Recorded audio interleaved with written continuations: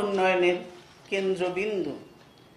যেসব বাধা জনগণের মেধা, শ্রম, উদ্যোগ এবং উৎসাহকে দমিয়ে দেয়, সেগুলোকে দূর করে বিএনপি বাংলাদেশকে একটি সুখী, সমৃদ্ধ, আধুনিক ও মর্যাদাশীল রাষ্ট্রে পরিণত করার লক্ষ্য নিয়ে ভিশন 2030 প্রণয়ন করেছে।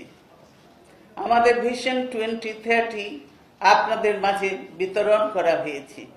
আমি এখন এর সারসংক্ষেপ আপনাদের নিকট উপস্থাপন করছি। গণতন্ত্র 1।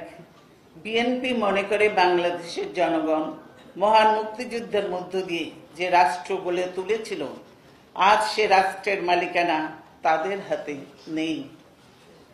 তাই দেশের জনগণের হাতেই দেশের মালিকানা ফিরিয়ে দিতে চায় বিএনপি।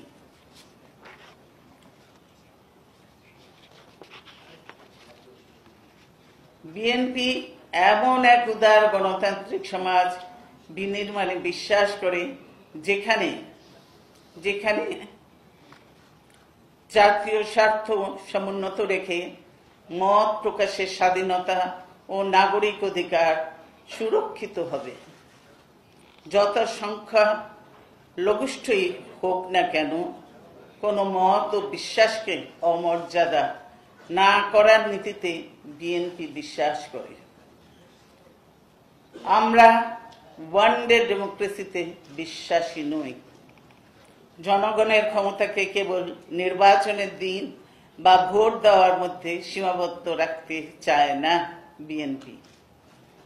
নিত্যদিনের জন আকাঙ্ক্ষাকে মর্যাদা দিয়ে তাদেরকে সম্পৃক্ত করেই রাষ্ট্র পরিচালনা করব আমরা।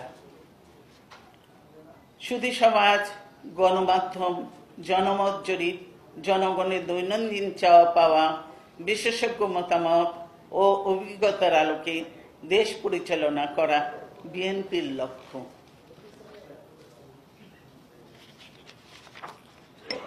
কর্তৃত্ববাদী শাসন এবং গণতন্ত্রের চাইতে উন্নয়ন শ্রেয় এই অজুহাতে গণতন্ত্রকে নির্বাসনে পাঠানোর অপচেষ্টা জনগণকে সাথে নিয়ে বিএনপি প্রতিহত করবে।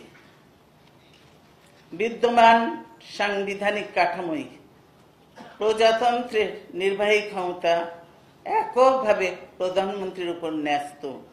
এরূপ ব্যবস্থা সংসদীয় সরকার পদ্ধতির স্বীকৃত রীতির পরিপন্থী।